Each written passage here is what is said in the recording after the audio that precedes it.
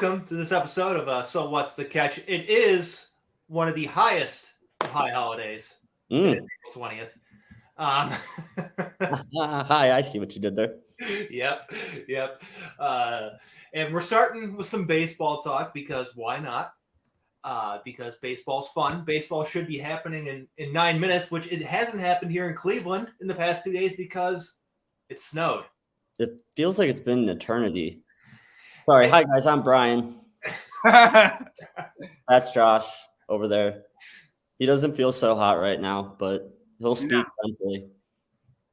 Yeah, so it's been cold. It's been cold. It's been snowing. It has seemed like an eternity since they played. You know, they did get swept by the Giants in that 3-game series. That was kind of ugly. Then it snowed. It's just like, okay, well, this is horrible. And it's the classic mid-April Ohio snowstorm. You know, you can never count that out. It's always going to happen. Yeah, it's our second winter. Yeah.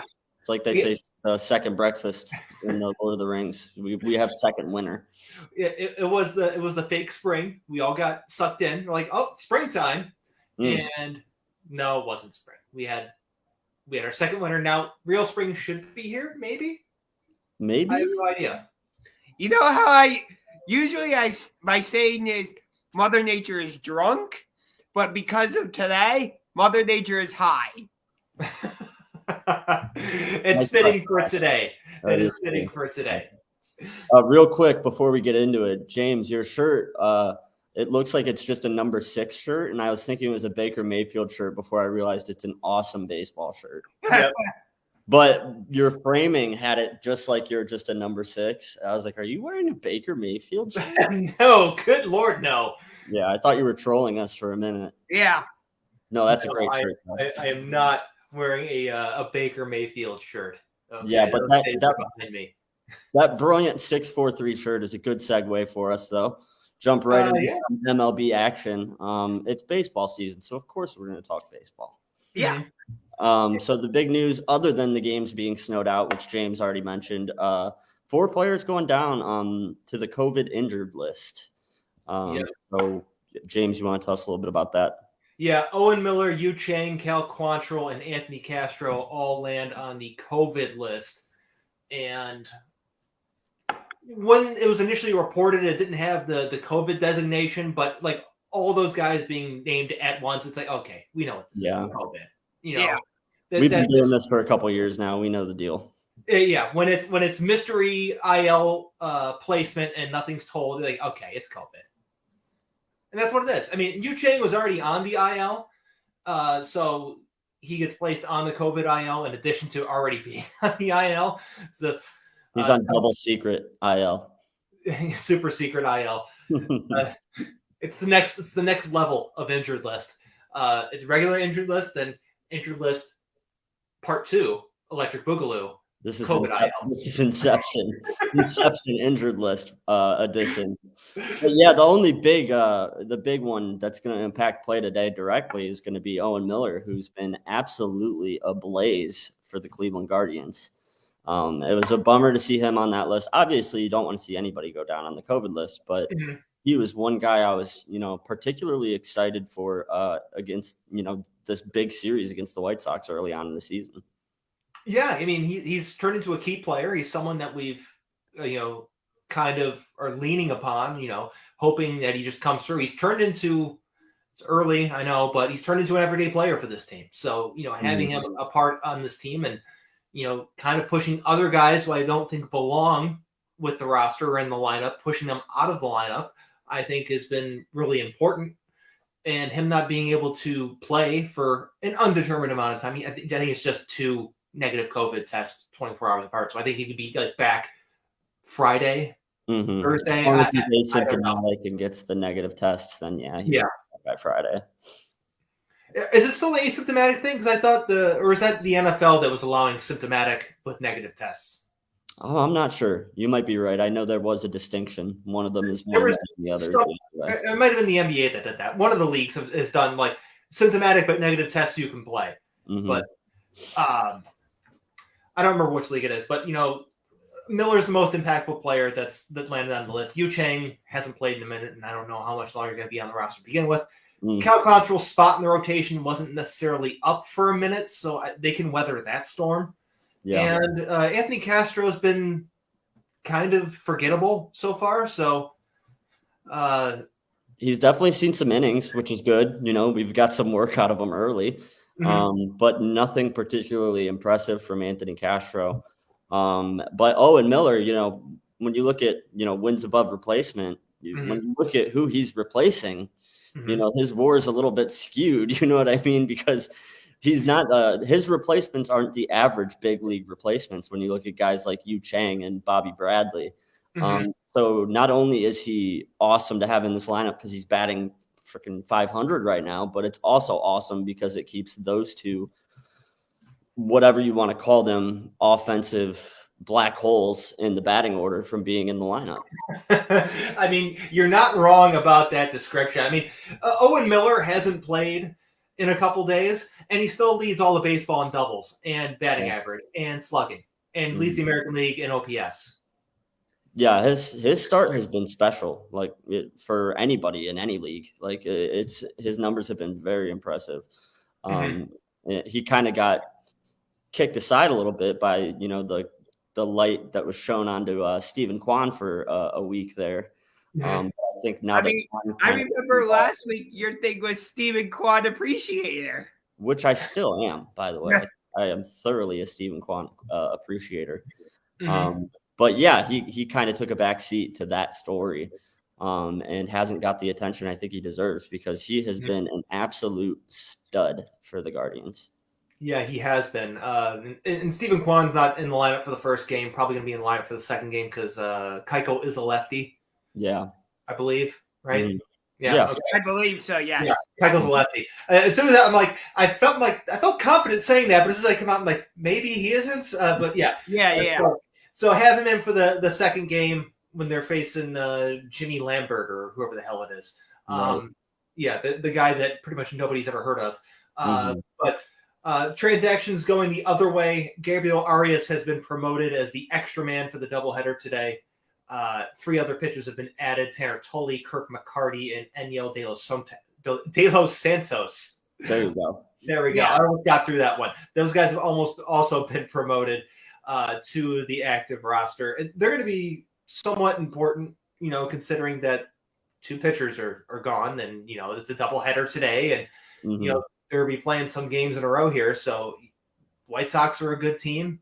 Then they go and play the Yankees next. So I mean, and then after that, it's the Angels and then the A's. So a little bit of a rough stretch there. We were talking off air a little bit, James, about Gabriel Arias, however you want to say his last name. Arias, yeah. It's his time, so it's good to see him being elevated to the big league squad because we'd love to see something from him because he's one of the players that's higher up on the prospect list for the Cleveland Guardians. He was their number 1 prospect. He currently still is. I think he still has the prospect designation, even though he's been called up, but he hasn't eclipsed a certain number or whatever. But you look at the Guardians, you look at Arias, they're signing him into second base. They keep Ahmed Rosario at shortstop because the Ahmed Rosario left field experiment has died as it lasted all of 5 innings. That was a complete and total disaster. They got Ernie Clement out in left field for the first game. It's Rosario at shortstop or somebody else. He's not going to play anywhere else, I don't think. I saw some complaints on Twitter. Why not put him at second base? Because he hasn't played second base. You put the other guys at second base because you have the established guy who is at least doing a decent job hitting right now. Right. He's someone who's a key guy on the roster. I mean, when it comes time to, and if they end up having to trade some of the guys, such as Rosario, that's when you put someone else at shortstop. But as long as he's on the team, he's the shortstop. Yeah. So let me ask you guys this. We got off to a decent start and then got swept by the Giants. So maybe it's too early to be asking this, but do you think that hot start was a bit of a flash in the pan, or do you think that's something that we can actually sustain? Well, me and Bryan talked about this on the latest episode of Guarding the Corner. Like, comment, subscribe, share, tell your friends and family. But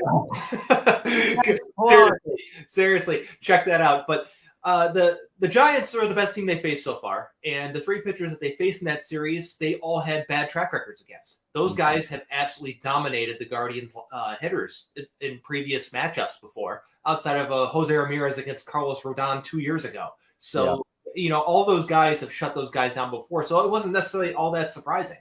So you just kind of put that behind you. You got bested by a really good team, a veteran team, and move on to the next series. Yeah, James just touched on it at the end of his statement there. A veteran team. The Guardians have the youngest team in Major League Baseball right now. So, when you're coming off a couple series against weaker teams, and that's being nice to their opponents. There's some regression that should be expected when you're going against a veteran team like the Giants. And I think that's what happened, and so, I don't want to call it a flash in the pan. I think that they're capable of hitting like that, but I think if we're going to have days like that, it's probably going to come against teams like, Cincinnati. We're not going to have days like that against, some of the better pitching teams in the league. Chicago in particular. I don't think that we can, maintain anywhere near that pace that we had against Chicago. They just have a way better pitching staff, and we have history with them, like you said. So, it wasn't all that surprising, but it's still way too early.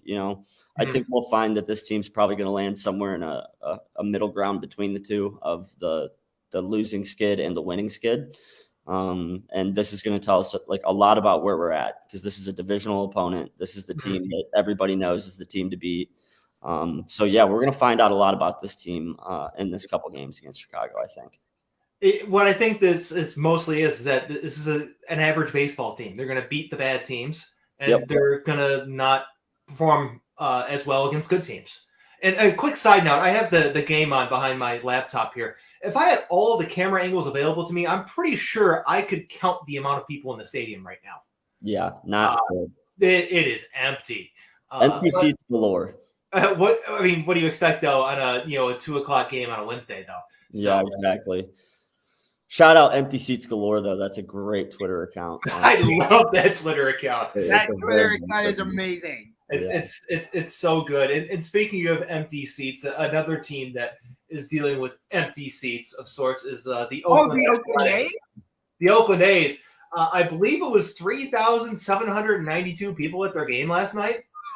And that was counting everybody on the team, everybody on the staff, everybody who was working concessions. They counted every single last one of those people, and that's the number that it came to.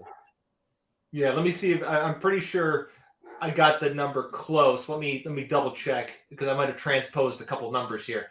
It was 3,748. I was close. There you go. 3,748. It looks like there's less at the Guardians game right now. But that wasn't that game. This is a midday makeup snow game. So this one we're going to give them the benefit of the doubt for sure. Kind of asterisk. Maybe the seats fill in as the game goes on. People had to work a half day, eat lunch, then get down to the ballpark or something. People are moving a lot slower today than most days too, so they might show up in later innings. There's some things that can enhance them that they cannot partake in at the ballpark, which they may be partaking in the parking garage or the parking lot or an alley. Or they have vape pens and they're literally just doing it right there in there. Oh yeah, there's those people too, but can't forget the older generations that do not abide by the vape pen. Right. But speaking of the A's, they also had their own COVID issue, as well as 6 players for them landed on the COVID IL. Austin Allen, Jed Lowry, Chad Pinder, AJ Puck, Kirby Snead, and Lou Trevino. Not good for a team that just could barely scrape up 3,000 fans for a game. You know what I mean? To have a COVID outbreak like this, a team that was going to always struggle this season. Not something that you want to overcome this early on in the year. It'll be interesting to see how it affects this team. If anything, though, with the Guardians having that series upcoming against them, maybe that'll give us a little bit of an upper hand. Maybe. The A's aren't a good team anyways. Stephen Piscotty was already on their COVID IL, so this is just adding more to the list right of unavailable bats. And, Chad Pinder's an okay role player. He's nothing special. Jed Lowry's in the latter stages of his career, but he's always been kind of a pain in the ass to face. Lou Trevino can be quite effective out of the bullpen, but AJ Puck, Kirby Snead, Austin Allen, who cares? Yeah, I always thought Lou Trevino was better on the golf course. I always think of Lee Trevino when I see Lou Trevino. Shout out Lee. Shout out Lee Trevino.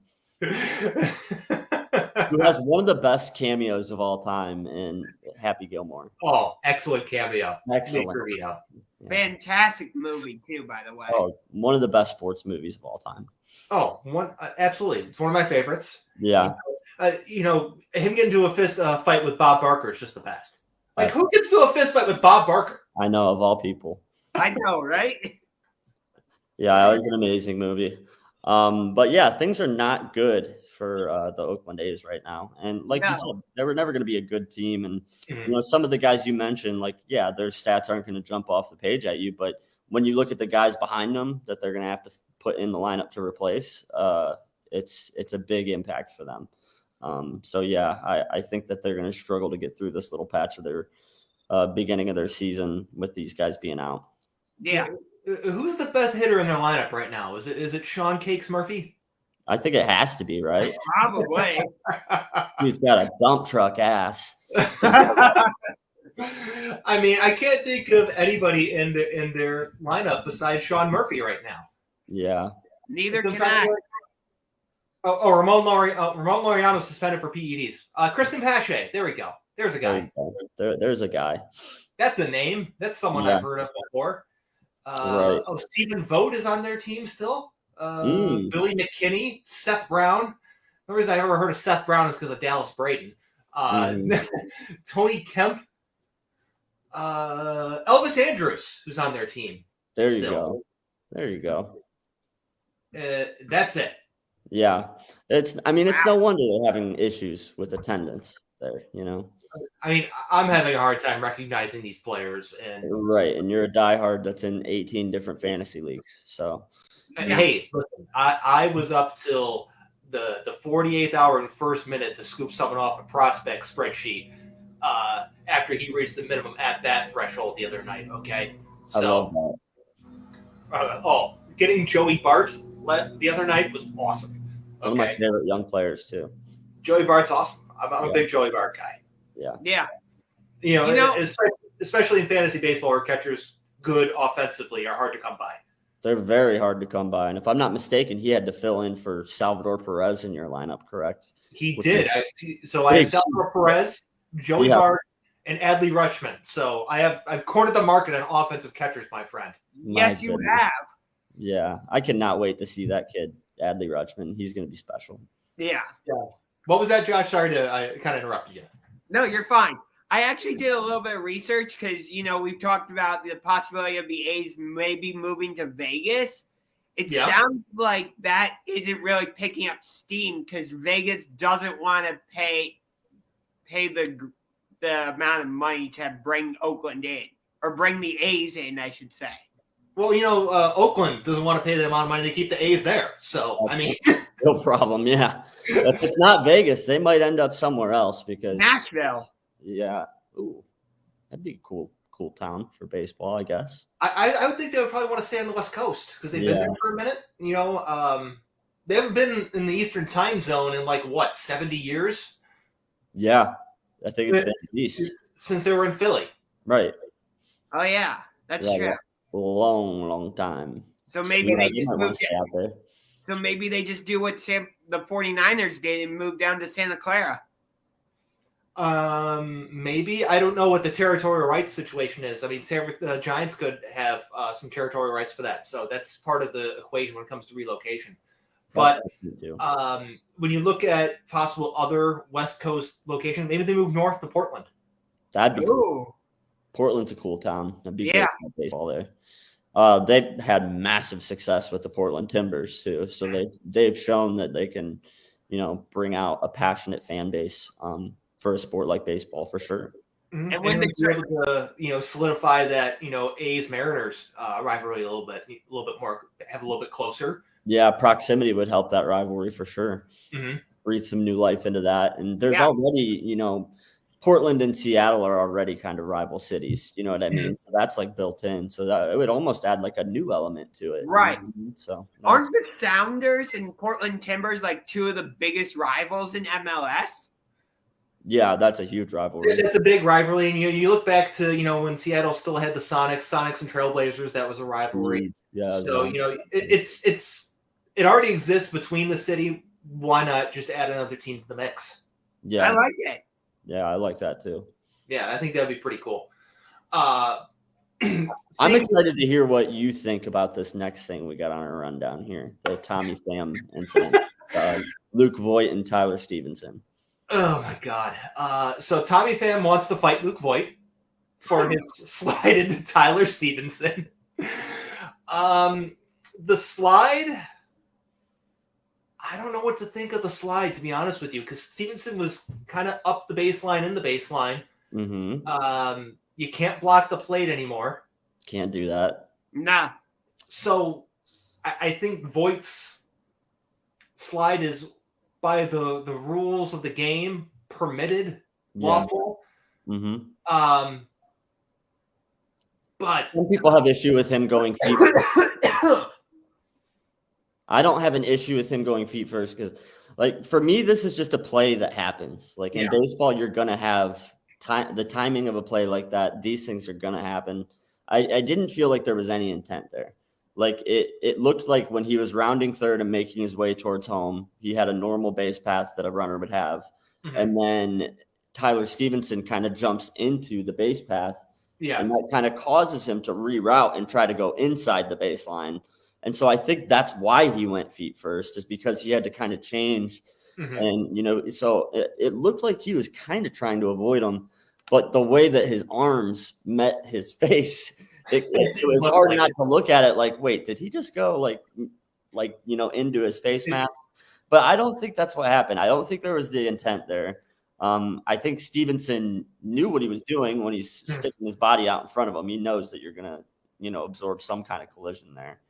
I don't think Stevenson was in a bad position. I think it was just the throw and the base path. Like, it just was one of those things where it was just a bad timing thing for me. I wasn't that upset about it, honestly. You know what the play loosely reminded me of? The Chase Utley, Ruben Tejada slide from the 2015 NLDS, I believe it was, between the Mets and Dodgers. That was intentional, though. Yeah, that was that one. That was intentional. This wasn't intentional. I mean, I'm with you, Brian. Like, this just seems like people trying to get mad at Luke Voigt. Or he's really, I don't want to say a victim of circumstance. He's got put in a bad situation, and he had to try and maneuver around in the best way he could.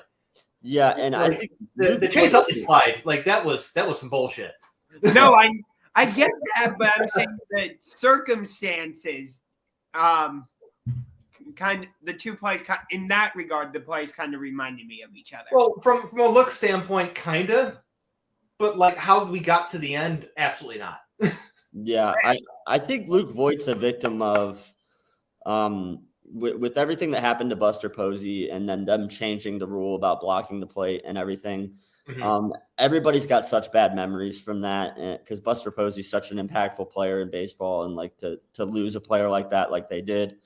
So I think he's kind of a victim of people like really taking collisions at home plate seriously, but I didn't see any intent there. You know what I mean? If anything, it was a sloppy slide. He could have maybe slid better, but to me it looked like he was just trying to avoid the tag, and that's what you train a base runner to do, is avoid the tag. And Stevenson wasn't blocking the plate. He was behind the plate. The throw just brought him out that way. So it was one of those things where Stevenson's not blocking it illegally, so it's not his fault, and Voigt didn't look like he was intentionally going for Stevenson to begin with. So it's like, it's a victimless situation, in my opinion. It's just that it was an unfortunate baseball play. It really is. And let me tell you this. This would make a great Curb Your Enthusiasm storyline if they're playing softball. Luke Voigt can be Larry David in this situation. I can see that. It's a very, very Curb situation. I was trying to avoid the tag. Yeah. Yeah, I don't know. And as a catcher too, like I'm usually the first one that's like, you got to protect the catcher. But in this situation, I just didn't see anything. I didn't see anything that was dirty. So I think it's fine that we just move on from it. If Tommy Pham wants to fight Luke Voigt, okay. Like I don't particularly think that he will. Tommy Pham just be a hardo here. It's all this is. This is more just. You know what? This stuff's good for baseball, though. You know what I mean? Like anything that creates discussion, and if guys want to create a little bit of animosity towards each other, I'm okay with it. Yeah, that's what baseball is really lacking right now. It doesn't have that like spark to it that like the NBA has, and especially the NFL. Yeah, that's to the casual observer. I'd say that's an average complaint, is that it's not as exciting. Right. But yeah, I think in terms of baseball and like the level of play that we're seeing, though, I think baseball's as good as it's ever been. It's being played at a very high level, and there's multiple young stars right now in the league, like that come to mind immediately too. You know what I mean? So I think baseball's in a really good place, but this kind of thing is the thing that generates conversation, and it does get the average fan a little more excited about baseball, if there's a little bit of animosity there. So I don't have a problem with it. If he wants to be a hardo, fine. But, people like me and James are probably going to call him a douche and say that he ain't about it. Whatever, I mean, if anything, this is the only way that they're going to be talking about baseball on ESPN. You know what I mean? They're not going to be sitting here breaking down, pitching lines and, guys gunning out runners. Going to be like, Tommy Pham wants to fight Luke Voigt. How can we make this happen? Right. Yeah. This is a very good segment for like First Take Undisputed, though. Oh, yeah. It would be. Like for them to incorporate baseball into there. Yeah. I mean, you mean the two shows that you guys called two drunk guys yelling at a bar, yelling at each other? I mean, yeah, but at least the drunk guys yelling at a bar at each other at least have a coherent argument, okay? Even though they're intoxicated. Those clowns on those shows don't make any sense ever. Yeah, there's no excuse. That's the problem I have with it. And the Guardians never mind. Guardians, I thought they just took a 2-0 lead, innings over. My bad. Hey, I got a stream here. Don't surprise shit for me. I got an internet delay. Same here. I got a delay on mine as well. I'm always so behind. Which sucks. I got an internet delay. Yeah, when you try to live bet too, it really sucks. Well, that's why the innings over. Got it. Yeah. Hey, spoiler alert to me, this inning's over, and I don't know how yet. Sorry about that, bud. It's all good. Let's move on. My AL Cy Young pick is terrible. Garrett Cole stinks. Is he the single most affected player by the spider tax situation, sticky substances ban, and all that? I think hands down, he's probably the most affected by this. It's him, and then probably second, maybe James Karinchak, maybe. But number one is Garrett Cole, like not even contested. Yeah, no, not even close. And then the problem with Cole too is he's complained about just about everything on his way towards not pitching so great either. You know what I mean? The 4-minute delay in the home opener, like what the hell are we talking about? Then like in last night's game, he went out of the dugout to be throwing pitches like in between his pitching appearances during the game. It's like, dude, like I don't know what you're doing, but you're like total try-hard moment. Like, yeah, he needs to chill. Like honestly. Like, he pitched like shit last night. He walked 5 Tigers batters. Yeah. And they're without Javi Baez right now. Right. Like, that's a lineup that shouldn't strike fear into any, starting pitcher's heart, especially one who's an aspiring Cy Young winner this year with high expectations and the ace of one of the best teams in baseball. It's like you got to, the bar is high for him because it should be. And, like, when you pitch like he's pitching and you stink and you complain and you create more issues, it's just like, I don't know. It's just not a good situation with him right now. No. How much more money do they still owe this clown? Because, like, as well as the Max Scherzer contract worked out for the Nationals, this is going to age like hot milk in the sun. Okay, like this is just going to be so bad. I mean, Scherzer's contract, he exceeded it. He did fantastic for the Nationals. He was everything that they possibly could have wanted. They're paying him $36 million for this year and the next 6.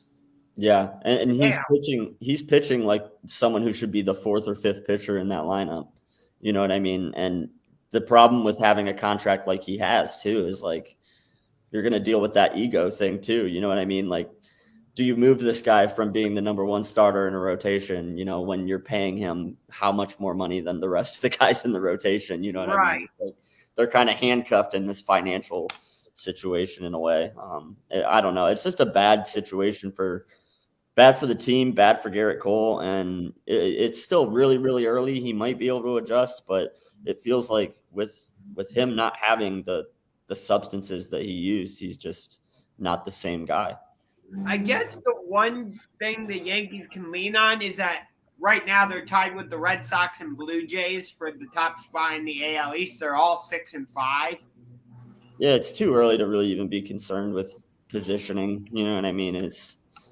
We're 10 games into it, but yeah, I mean there are positives though. I see what you're saying. You know, they're not in the cellar of the division yet. You know, they're not on a huge losing streak or anything like that. But they're definitely not playing to the level they're capable of playing. And a lot of that has to do with the fact that their ace and their big money guy is just not showing up. So. Yeah, I mean, it's not like they're the Reds who are 2-10 or the Rangers who are 2-8 or the Orioles who are 3-8. They're at least at or around or a little bit above 500. Yeah. So I mean, like this part in the season, it's just the standings are completely irrelevant unless you are like nearing 10 games below 500. Yeah. Unless you're reaching that level this early, like I don't think there's reason to sound the alarm for any organization yet. I understand that. Yeah. But yeah, one of those teams you mentioned, Baltimore Orioles, shut out the New York Yankees. That's fucking pathetic. That's hilarious. One of their 3 victories on the season. Yeah, you know, that's what you expect to see from Garrett Cole and the Yankees, not the Baltimore Orioles. I guess moving those left field walls back really did a number on that Yankees offense. You're not kidding. This is something that I don't think like a lot of people realize the impact that has too. You know, moving the fences back there in Baltimore, like it's huge, especially for like people who want, like if they want to bring pitchers there, you know, when you're facing teams like the Yankees and the Blue Jays, like pitchers are going to want to pitch in a park that's got deeper fences. You know what I mean? It just makes sense. So if that's the direction they're headed, if they're going to build around pitching, then like that, it was a really smart move.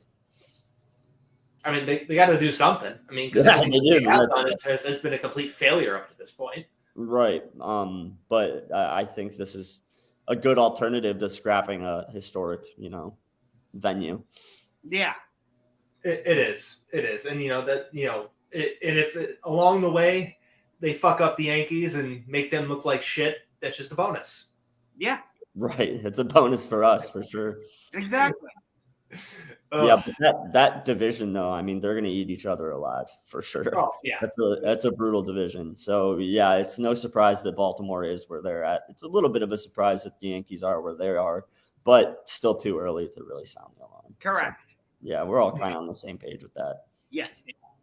So, if we're talking about sounding alarms for other things, not team performance wise, are we sounding alarms for Joe Madden going absolutely insane? Where are you at with it? The dude's fucking nuts. Yeah. He's nuts. Like, what are we doing? Like, he's taking crazy pills, okay? That's the theme of today's sign, crazy pills. He took all of the crazy pills. Has his time expired in Major League Baseball? No, it hasn't expired because he's still a good manager, but he still does weird shit. Like, he became the first first manager ever to intentionally walk the bases loaded more than once. I saw that against the Texas Rangers, and I'm just like, what the fuck are you doing? That's what we're talking about here. I mean, he intentionally walked Corey Seager, of all people, and Oh, that's a shame. He's actually walked Corey Seager with the bases loaded in the 4th inning down by a run. Like, Yeah. I understand the occasional time you do it. It's when you're facing, I don't know, Barry Bonds. Yeah, But if Corey it's Seager someone beat like Barry that, Bonds. yeah, that's the problem I have with it. There's a time and a place to do that. I'm not totally against that action. It's just the timing and placing of him doing it makes absolutely no sense. So yeah, I'm with you. I mean, a lot of questionable decision making. Is his time in baseball done? I don't know, but like things don't look bright for him right now. That's where I'm at with it. I mean, the difference between this and like the Barry Bonds times that or in the other times it's happened, it's usually been the 8th or 9th inning, and the team doing it is leading. Yeah, the Angels were down a run. Then they went down 2 runs, and they a couple more came across the score in the inning. I mean, they eventually won the game, but like, is he claiming that there's some like analytical reason that he's doing this, or is he just like, nah, I just had a feeling? It was like, I got to fire up the boys. That's even worse. You know what I mean? There's no scapegoat in this. I was hoping there was a scapegoat in this situation. Like he's got a Harvard guy in his ear, like, hey, the numbers are telling us to do this, but he's just doing this on. Yeah, it's pretty bad. Fire up the boys, go get ejected. Okay, don't intentionally walk in a run in the 4th inning. Exactly. When you're losing. Right. There are other ways to do that. That's for sure. Yeah, you saw. Did you see Mike Trout's reaction when they did that? He's like, "Wait, what are we doing?" He sat there. He's like counting 1, 2, 3. What are we doing? Like the only thing that we've missed out on is that the fact that the intentional walk is just take your base now. If we have to see the reactions of every single player in the field as the pitcher went out to throw each intentional ball for the walk, okay, I kind of missed that. That would have been a wild pitch on the intentional walk too. Oh, if it would have been a wild pitch, that'd be hilarious. Or if it's an intentional walk and it's just not far enough away and he swings the bat Miggy style. That brought some really amazing moments. Like, yeah, they were few and far between, but it would bring some really amazing moments. At the end of the day, I get why they did it. Like, I'm for it. Ultimately, anytime you have a guy throwing the ball 4 less times, that's great. But yeah, I do miss that. I miss that part of the game so much because in certain situations, man, like you really had to be careful to intentionally walk. And if you've got a catcher who's playing like Austin Hedges right now, then you really almost had to be concerned. You know, anything could happen. You know. Yeah, I mean, I've seen it in the past where for some reason the batter decided to swing at a ball that was clearly meant to be like. Well, there's guys that have hit it. There's guys that have hit game-winning doubles in that situation. You know, bad. Or I miss the guys like Vladdy who would swing off the ball in the dirt and occasionally hit one. He would still get like a double. He hit it off the bounce. Yes, I miss that too. No, you don't see many players swinging off bounces anymore. No, you don't. They don't. Looking at the comments here, no, they do not pitch to intentionally walk players. They just kind of give the signal and just kind of be like, all right, take your base. Yeah. Oh, I didn't see the comments. Yeah. Oh. Now I see them. So, yeah. They just kind of go, yeah, we're walking this guy. Yeah. Get it over with. I don't think that she's alone in that a lot of people don't know a lot of things about the changes made in baseball because unfortunately baseball has been, it's not been in the best place with the lockout and everything else that's been going on. So a lot of people have really tuned out all of the changes and stuff that have been made. And intentional walks aren't really all that common in the game either. Like it's not something you see even on a daily basis with the game. Right.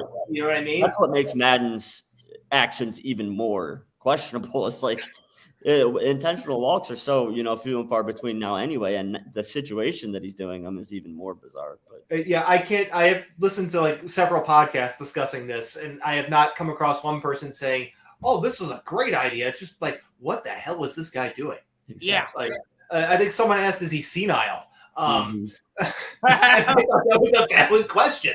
It is, guys get up there in age and they start doing stuff like this. Like it's a legitimate question to have, But yeah, I don't know.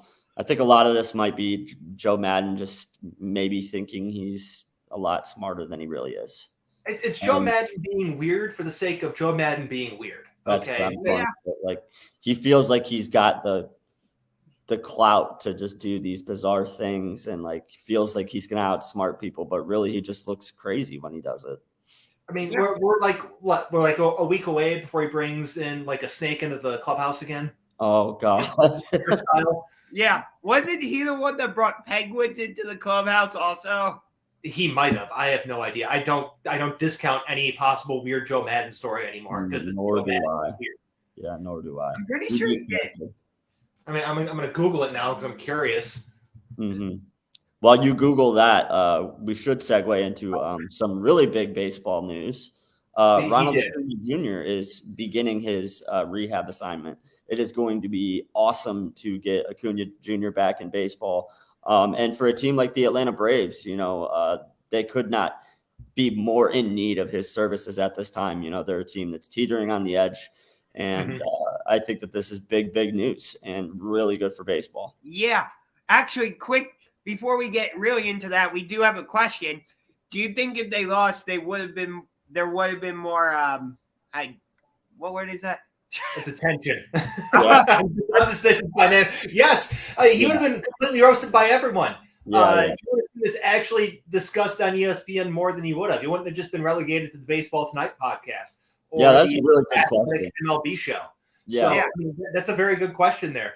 But because the Angels won, it's just like, well, it worked out. Like it wasn't discussed at all here on local sports radio because it's not like if that would have happened and they would have lost, they would have actually discussed it on local sports radio in town here. Oh, 100%. I won't say what just happened because I know you guys are behind, but we have a scoring change for the Guardians. That's all I'm going to say. It's a good one this time. I'm not going to say. Good, but next time, don't even spoil that for me. Yeah, I didn't see it yet either, so. Yeah, I think I might be the last one, but I might have the longest delay between the three of us. Yeah, there's 12 people at that game. There's nobody there. But anyways, Ronald Acuna Jr., him coming back to the Braves, huge. He's so good. He's so just impactful in their lineup. He is everything you want. He is a 5-tool player. Yep. In terms of the 5-tool players, do you think he's the most complete of the young superstars in the league right now? I know there's other young stars who are, not necessarily 5-tool players that may be better than him. I'm not asking that, but is he the most complete player of that group, of the young group, with him and Tatis and Vlad and those guys? I would say yes, but Tatis a close second. Yeah. Vlad doesn't have the defense or the speed, right, for that. But it's Acuna, it's Tatis. Then you look at Soto, then you look at Vlad. Yeah, the guys that have 4 or 3 of the 5 tools. Right. Yeah, I agree with you. I've been really high on Acuna since he, got to the league. I love seeing him play, and I picked the Braves to come out of that division this year, and he's a big reason why I think that he's going to have a really big year once he comes back. But you never know. Guys handle injuries like that a lot differently. But the good news is that in 2022, people handled them a lot better, more regularly than they did in the past. So I expect him to, be back and be 100% and, hopefully light up the league. I'm sure it'll take him a while to get, acclimated with, the short spring and the lockout and everything else that was going on during his rehab. Maybe it'll take him a while to get adjusted, but the Braves certainly need him right now. And the league's better with him in it. So I'm excited to have him back. Yeah. And, not to talk about my fantasy team again, my fantasy lineup will very much welcome Ronald Acuna's return. I'm sure that was the team where I just drafted batters a whole bunch and just said fuck it with pitchers. Mm-hmm. I basically just live text you I just got Pete Alonso. Holy shit, I just got Acuna. Nobody's drafting batters; they're just kind of sitting there. I kind of have to at this point. The base, just real quick, I do want to intervene with because a lot of people like fantasy sports. Fantasy baseball is the most intense and complicated of all of the fantasy sports, hands down, in my opinion. And it's not even close. It is. Because there's so many different types of leagues that you can be in. You can be in, just the classic rotisserie league. You can be a head-to-head points league, a head-to-head categories league. You can have different categories that are included for the rotisserie or the head-to-head leagues. Like you could have batting average or stolen bases, or you could count hits, doubles, triples, home runs. Right. It's specific categories. Yeah. Right. So it's very intricate. It can be very, very complicated. Yeah. And I would say baseball, out of all of the major sports, is the one where the numbers are probably the most important. You know what I mean? Stats are super important in baseball. Like basketball stats are important, football stats are important, but like baseball, it's integral. It's everything. The numbers are absolutely everything. So the numbers are pretty much as close to being literally the game as any other sport compared to fantasy sports. Exactly. That's where I'm going with it. So it's like a full-time job to play fantasy baseball. James, you remember last year you tried to help me drive the fantasy baseball team. I tried to tell you who to pick and you didn't listen. Yeah, I quit on fantasy baseball. It's like you have to change your lineup every single day, and I'm just like, no, I'm not doing this. It's multiple times a day. It's more advantageous for you to play a guy who's playing in a doubleheader today, even if he's not in one of the games.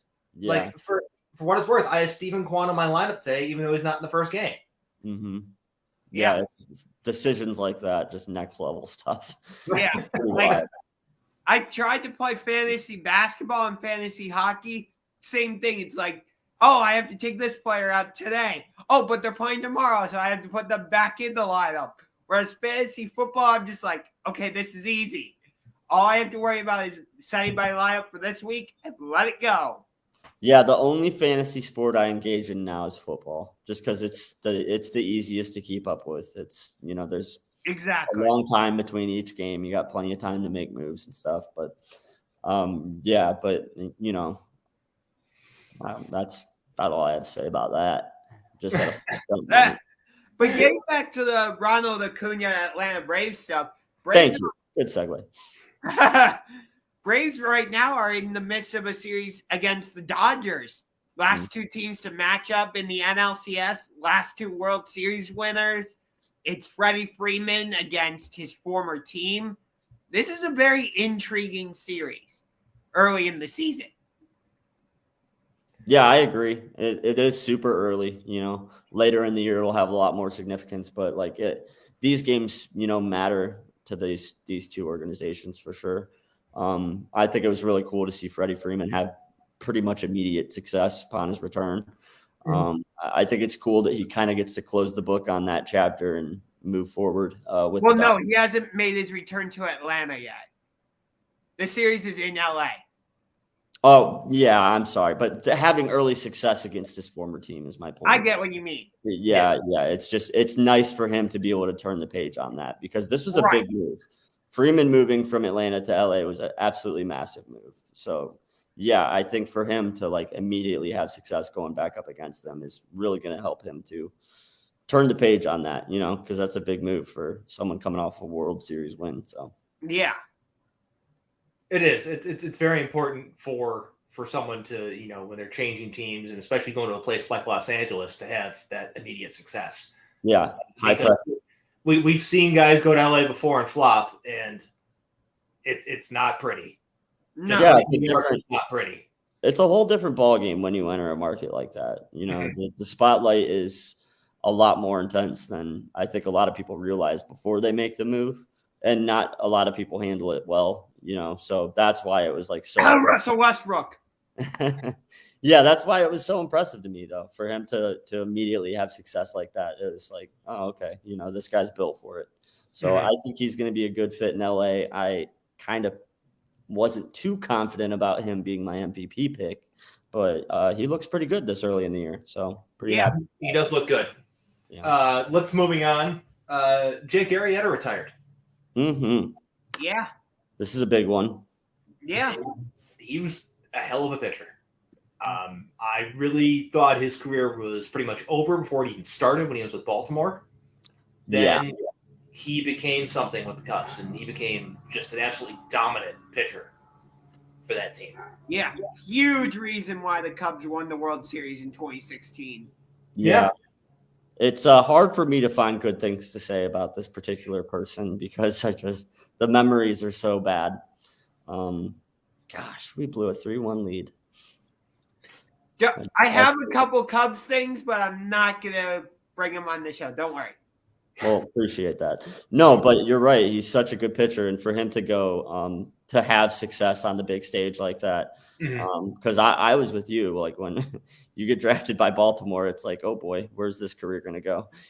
But he really had massive success, and to bring a World Series back to that organization was just massive. Oh yeah. And the one thing that I think both parties probably should have done differently, maybe wish they could have done differently, is Arrieta staying in Chicago instead of going to the Phillies, because while the Cubs got like a year out of Yu Darvish, maybe that was good. Like the rest of it was terrible. Yeah, you're right. And he missed like the majority of a year the one time when he had to get Tommy John. Yeah. And so like you look at that, like I think if they could redo it, Arrieta would have stayed in Chicago if they had the chance to redo that. Yeah, I agree with you. I think so too. But yeah, closing the book on a really good career. He was a really good player for a long time. So he's a Cubs legend. Fringe Hall of Famer, I would say. No, but he'll definitely be a Cubs, like an all-time Cubs legend. Yeah. Just be by winning a World Series with that franchise of all franchises. Every single guy in that roster is a legend. Is going to be a Cubs legend. Okay. Yeah. I'm looking at Arrieta's stats for what it's worth. There's a reason I said fringe Hall of Famer. I didn't say he's not even fringe, to be honest with you. 115 wins in his career. I know wins aren't everything, but like usually the measuring stick is at least 200. He only had 115. The 300 game winner is just not going to happen anymore. That's extinct. That's bad, yeah. A career ERA of 3.98. Struck out 8 guys per 9 in his career. Like that's not Hall of Fame. Maybe blow you away. Maybe he gets into a Cubs honor thing. I don't know if they have like an honor ring or legends or he's not going to have his number retired by the Cubs. No. 6 years there. He was very good, but like he's going to be an important person with that franchise moving forward in terms of legends. I mean, because you look at some of the guys of that franchise that are just beloved by the city of Chicago. You look at Ernie Banks, Ryan Sandberg, even Mark Pryor with his short career, and Kerry Wood and Zambrano. Early career Greg Maddux. Yeah. I don't think I'll say this about Jake Arrieta. I don't think he needs the Hall of Fame. You know what I mean? Like he's one of those players that really doesn't need it for his legacy to live on because he won where he won in the way that they won. He'll always be remembered, And so I think like he's not a guy that's going to need the Hall of Fame for his legacy to live on. You know what I mean? So like, I don't think he's going to lose any sleep about not making it. He's going to forever be a legend of the Chicago Cubs. So I agree with you. It's no knock on him that we're saying he's not a Hall of Famer. Like he had a great career. He was a good No, I understand that. Yeah. And the way I look at it is like he won the World Series to win if you're a team looking to break a drought. Yeah. 108 years to be exact. 108 years. They haven't been back to the World Series in 60 years up to that point, 70 years, something crazy like that. It's not like they were the Red Sox where they had a couple cracks at it along the way and just couldn't do it. Right. Or even the Guardians. We got there a couple times, Yeah, we've got there a couple times when it's the current longest active drought. This is the 74th season of it. Coming up on 75 years. But 75 years of waiting till next year. Yeah, pretty much. But it's not anything like that. And holy shit, we are just bad-bipping this team to death in this game. Batting average on balls in play, for those who are not familiar with BABIP, Why is Keuchel still in the game? It's a doubleheader. That's why they can't afford to blow out their pitching staff in game one. So, and it just became 10-0. I think you're still ahead of me there, Josh. Yeah, you are. Yeah, ahead of me too. Yeah, Keuchel is just going to have to wear this one on the chin. This is awesome, by the way. So in regards to our early conversation, beginning of the show, are we worried flashing the pan? No, they faced just pitchers that have owned those guys before. Right. This is probably, it's the complete opposite of what we saw. And oh my God. Yeah, right now we're on pace for about 83 runs. This is fun. Very fun. This is how you want to start a doubleheader. I'm at 9 runs. Tim Anderson just booted a routine grounder at short. Yeah. For what it's worth, I had $3 on the under. Don't care. This is awesome. This is much better. We texted about this. You'd rather see them hit the over and win, but if they get the under and lose. Oh my God, I hate this. Yeah, real quick, just to anybody who likes to put a wager on the game, gambling cheat code: bet against your favorite teams, because if you do, you never lose.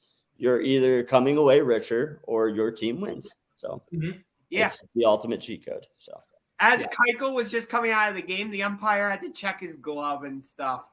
You're still ahead of us, Josh. God damn. Still on the game on my TV. And maybe stop spoiling. But let's move on here. A former Jake Arrieta club, the Padres, are the first Major League Baseball team to have a sponsor patch, as they have agreed to a deal with Motorola. This is inevitable. And so it begins is a good way to start. Yeah, this is just the beginning. They're they might be the first team, but they will not be the last. I expect this to be the first domino of many dominoes to fall throughout the league. So, you even have players that agreeing to sponsorships with gambling companies now. Blackman signed a deal with, was it Caesars or some sports book? Yeah, one of them. Yeah, so we've got a team with a sponsor patch with the Padres, and we've got a player who's being sponsored by a casino. So these things are going to happen. They're going to happen fast.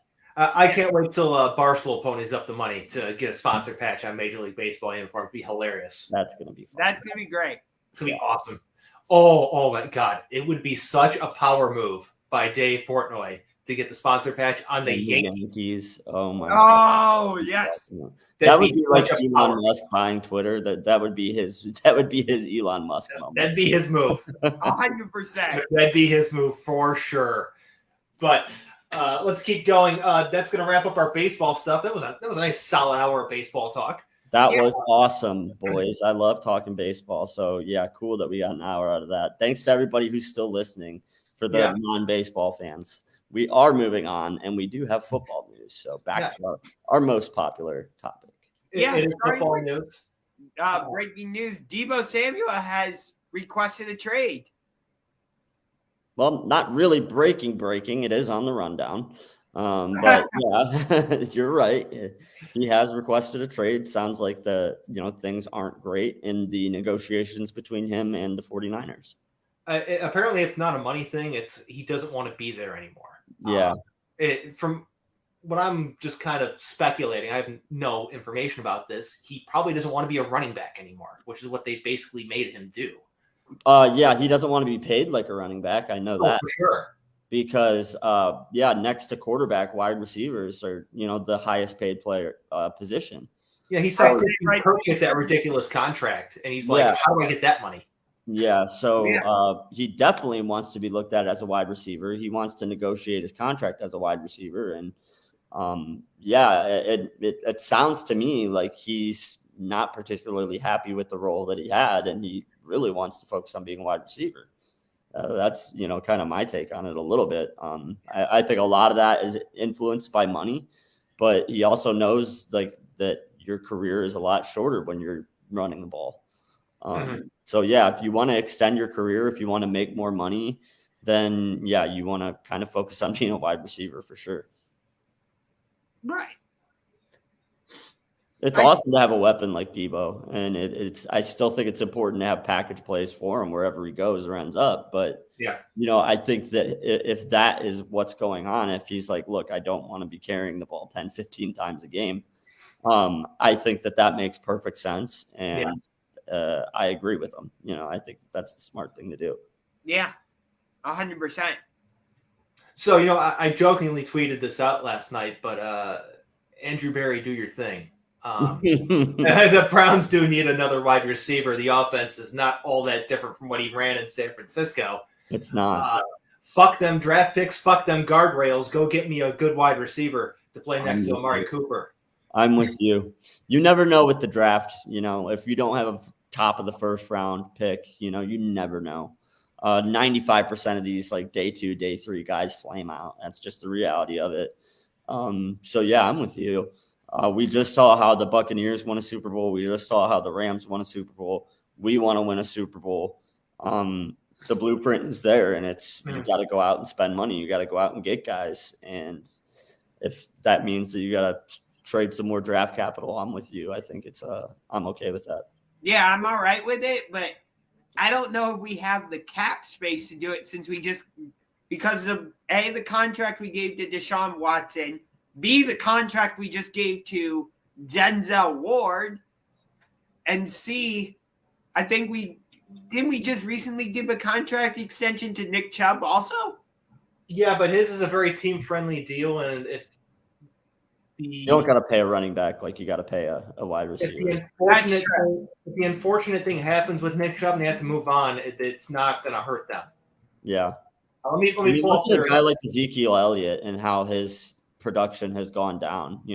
He went from being, arguably the best running back in the league to, not having a very good year last year. And he got statistically worse every year. That happens to great running backs all the time. That is true. I'll give you that one. So if you want to invest in a guy, a receiver is way safer than a running back. I'm looking at their cap space over the cap at this moment. They have $28 million in cap space. Mm-hmm. So they have the cap is too gazy anyway. It's all they can manipulate it and massage whatever they want into that. It's probably not a good word to use. Anyway. There's still almost $19 million of Baker Mayfield on there. That has to be that's got to be cleared out. Some or all, or probably just some. But then you look at segue back into our rundown because Baker Mayfield, as expected, not showing up to voluntary workouts. I mean, yeah, that's as expected. He was going to show up. They traded and extended his replacement. They signed Jacoby Brissett as the backup. They signed Josh Dobbs as the backup to him. Mm-hmm. So, 3 quarterbacks already in the roster. Baker Mayfield, you're obviously the odd man out. There's no reason for you to be here. Just go hang out in Texas and do your thing. People are like, oh, he's rehabbing your shoulder. No, it's because he's a butthurt little baby, and he was going to show up anyways. Yeah.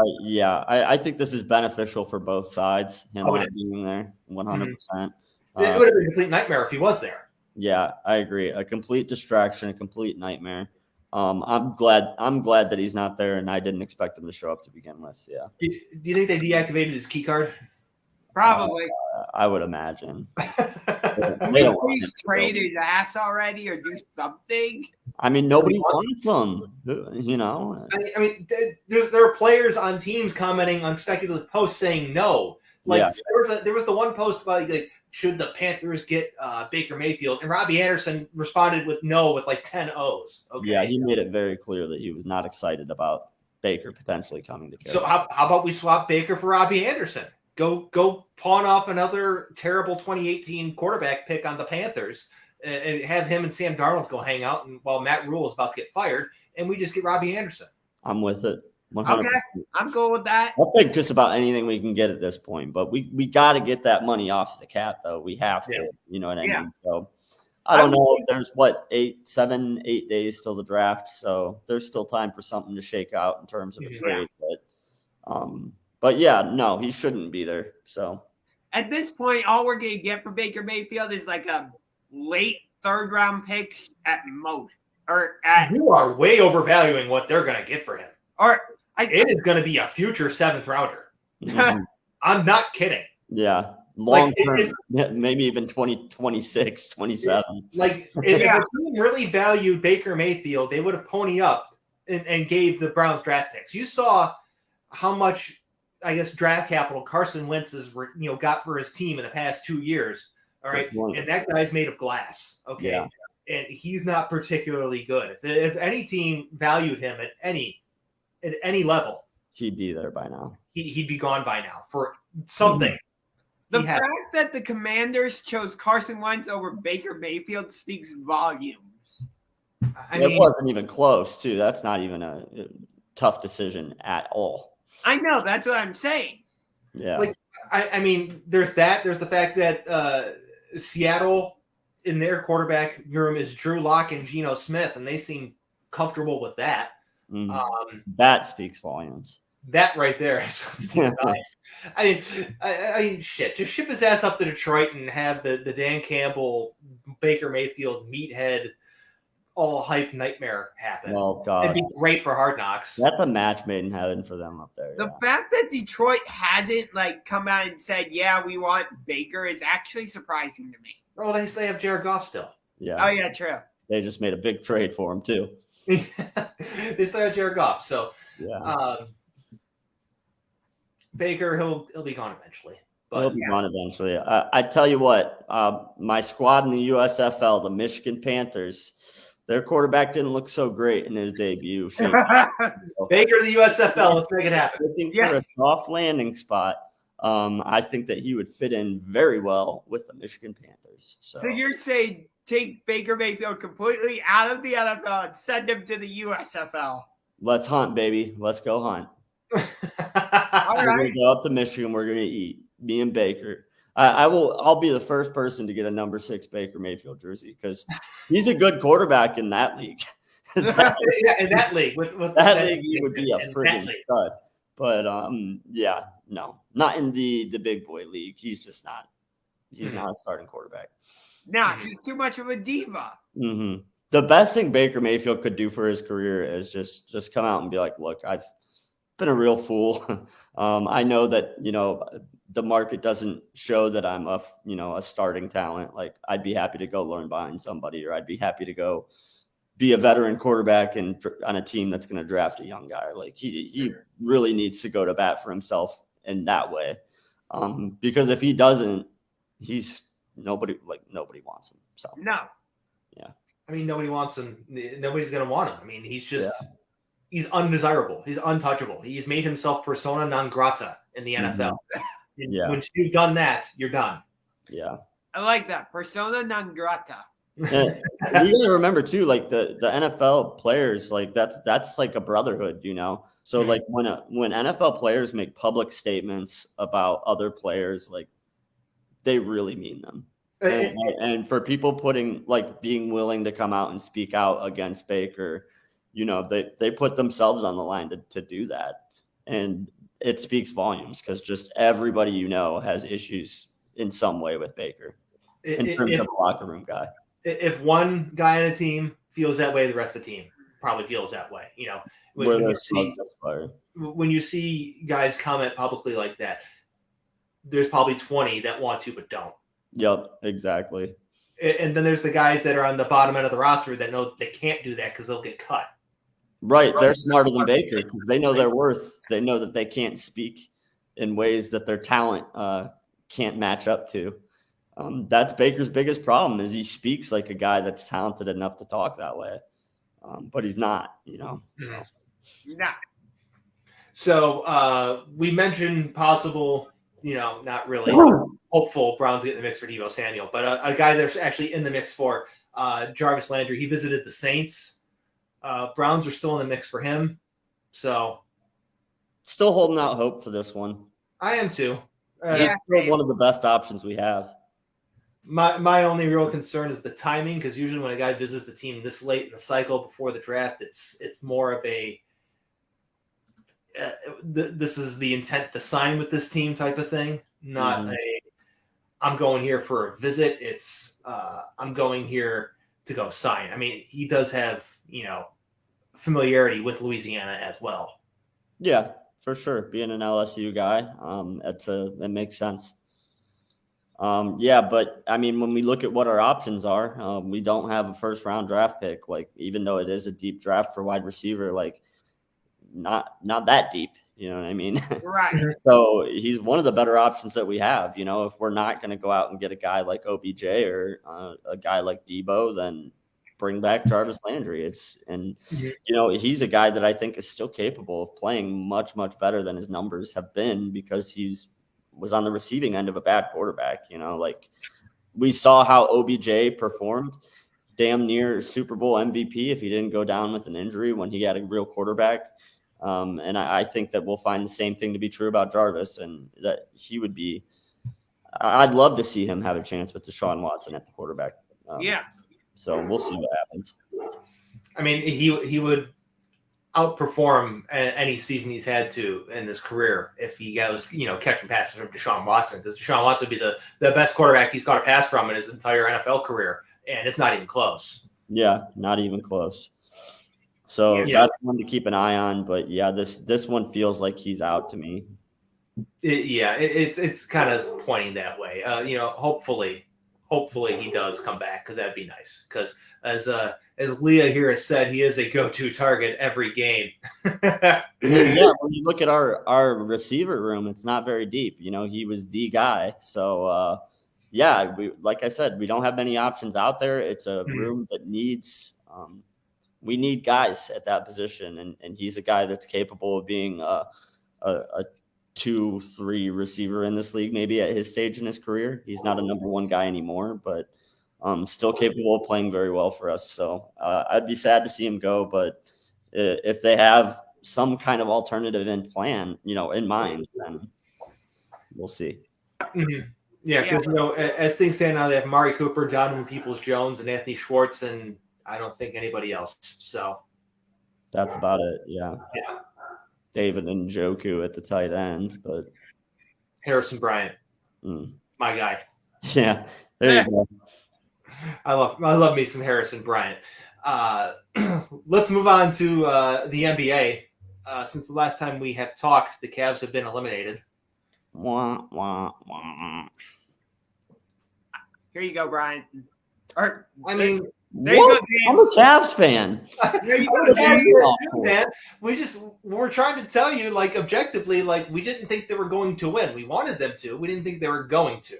Yes. We got Chirk even called us not real Cavs fans because we predicted we wouldn't make it out of the play-in tournament. Yeah, I'm not going to go that far. Yeah, no, when you objectively looked at this team and where they were at with the injuries that they had, it made sense that they didn't win either of these games. Made perfect sense. It made sense that we lost against Brooklyn. I'm not going to lie, But if you think I get any joy in my favorite basketball team losing just because I said that I thought they would, I don't. No, I don't either. I like being right. I do. I love being right. I would rather be happy than be right 100% of the time, and I'm way more happy when the Cavs are winning. Hey, the Friday was terrible for both of us because the Guardians lost and then the Cavs lost. So yeah, in my other squad, the Penguins are dead. You could stick a fork in their season with Jari out. They're dead. Jari's out? Yeah, he's got a foot injury. So dang it. Yeah. All right. So Cavs are moving on. That's all the hockey talk we got for today. Yeah, that's the end of that. But the Cavs being eliminated, if they didn't lose in that game, they're going to lose in this round. I know. Because the Heat are sticking it to the Hawks right now. They're up 2-0 in their series, and this is going to be over in 4. I'm loving it. I don't know about you guys, but I'm more invested in these playoffs than I have been in the past few years. I think part of that is because there are certain teams playing in different series that I dislike, so I have a rooting interest in rooting against that. You hate watch a few of these series. Yes, like I'm in the Miami Atlanta series. I'm rooting for Miami. In the Boston Brooklyn series, it's not even close. I'm rooting for the Celtics because I hate the Nets. Fuck the Celtics. Go Nets. It's hard for me to stay super excited about NBA basketball once the Cavs are out. I gotta admit that it's very difficult for me once the Cavs are gone to be excited about it. So if that's what makes it more fun to watch, I'm okay with hate watching. Yeah. Trust me, I'm a diehard Cavs fan like you guys, so I'm disappointed that the Cavs are out, especially because we had a freaking 14-point lead in that game against the Hawks. And Trae Young happened. Yeah, I know. I knew Trae Young was not going to stay like cold like that throughout the game. But in the fourth quarter, why did we keep switching Lowry, Markkanen, and Jared Allen onto him? Every time we did that, I literally yelled at the fucking TV, stop fucking switching! Because Trae Young just destroyed us every goddamn time. I know I'm getting super angry about it. I cannot help it. To be fair, he was absolutely on fire, and he was pulling up from anywhere. Like, I don't know that anybody was doing a particularly good job on him, and that the switching made all that much of a difference.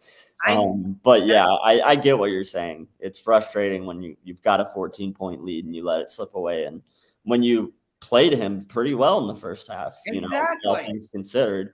But that's what happens when you're not an elite team, when you're not a playoff caliber team. This is what happens. The star players get the better of you eventually. You can hang on for a bit, you can guard them for a bit, but eventually they're going to break through and start scoring. And yeah, I get that. so like it was just so frustrating because we looked so good early on, and it's just like, okay, maybe we could actually do this. And then no, again. Would I have picked us to beat Miami in this first round series? Absolutely not. I'm not that crazy. I would have predicted us to lose in 5, maybe 6 games at most. I think we could have gotten 2 games against Miami, but at the same time, I have to be high. Huh? I think you're high if you think we're getting. I mean, the Hawks beat the Cavs, and the Hawks are down 2-0. Right. This is the transitive property here. Kind of looking at the Hawks down 2-0 to the Heat. Lose to them. Maybe I took what you have on the side behind you, James. Crazy pills. I didn't even notice the sign until just now. Crazy pills. No, they wouldn't have taken a game against the Heat. The Heat are that much better. But I'm enjoying watching the NBA playoffs because, again, of the hate watching. It makes it more fun for me. I'll pay closer attention once we get to the conference finals. I'll pay a little bit more attention as the playoffs go on, but I'm not like gripped to the television watching these games. I'm kind of like outside paying attention. Really, it's just kind of like, oh, that was the score. They won. This is what happens when you let 20% of your league into the postseason. You get these matchups that just aren't that good. You know what I mean? Like, these are gonna be 5-6 game series at best. Like, it's predictable, and that's the problem with me. Like, once the Cavs were out of it, like, this round's really hard to follow. I'm with James. Like, once it gets closer to the finals, it'll be better. But yeah, it's just like some of these matchups are just like, this isn't good basketball. I totally get what you're saying, and I don't totally disagree either. Like, I do agree with you to a certain extent. Some of these series just aren't that interesting. Like, the Milwaukee-Chicago series. Like, okay, Milwaukee's going to run through Chicago. Who cares? The Philadelphia-Toronto series, I'll admit I was wrong. I thought Toronto was going to be able to give Philadelphia a fight and make it an interesting series. No. I don't know why you thought that. The Raptors stink. Yeah. And Philadelphia's just toying with them and being like, yeah, get out of here. Go play at the kids' table. I mean, what did I tell you last Friday about that series? It's going to come down to which team gets to take and make the most free throws. You see the free throw differential in that series? It's ridiculous. Yeah. Philadelphia is always going to get free throw calls. They're always going to shoot free throws. And so there was going to be no contest. Like, who's the star in the Raptors that's leading them to a win against the Sixers? There isn't one. Drake. That's an interesting point. The fact that Drake isn't in the front row at these Raptors games already speaks volumes about where the Raptors are at. And I think it's you don't think they're going back to the championship. I think it's also because these first two games were in Philly. He'll be at the games in Toronto. Right. I think if they were a championship caliber team, he'd be there in Philly. If they were a team that actually had realistic expectations, God's plan. God's plan. I think he would have made an appearance of some sorts. Like I don't keep tabs on Drake's tour schedule or his public engagements, and I really don't care for Drake all that much. I think he's probably one of the most basic artists out there right now. That's fair. You want basic music, go pop on some Drake. I'm more of an Outkast Wu-Tang guy myself. I'm with you there.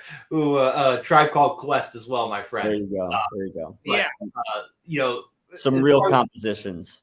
As far as Drake's public engagements are concerned, I don't keep tabs on him, but like if he would have been there, you know what I mean? Yeah, I agree. That's why I brought him up. Was like he would have had a tweet or something. Like maybe he did tweet. I don't know.